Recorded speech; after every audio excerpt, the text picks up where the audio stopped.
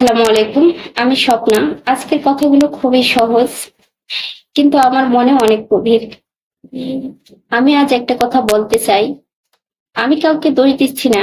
আমি শুধু আমার কষ্টটা বলছি। আমি জানি সব মানুষ এক নয়।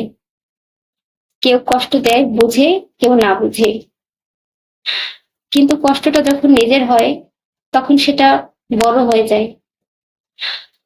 আমি ছোটবেলায় মা হারিয়েছি। আমি সৎ মায়ের মাঝে বড় হয়েছি। আমি বিয়ের পর স্বামী থেকে ভালোবাসা পাইনি। আমি কাউকে দোষ দিতে চাই না, কারণ আমি জানি আমার কথা হয়তো অনেকেই বুঝবে। আহ বুঝবে। আমি চাই আমার গল্প যদি কারো চোখে জল আনে, তবে সে চোখ যেন বিচার নয়, সহানুভূতিতে ভিজে। আমি কখনো কারোর বিরুদ্ধে দাঁড়াবো না। আমি শুধু আমার কণ্ঠে আমার সত্যটা বলবো।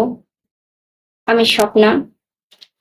জীবন আমার যুদ্ধ, কিন্তু আমি কখনো অভিযোগ নয়, অভিজ্ঞতা বলি।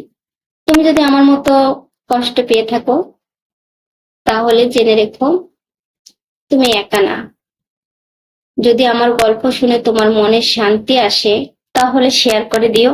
পাশে থেকো। তুমি আমার পাশে থাকলে আমি অনেক দূরে এগিয়ে যেতে পারবো।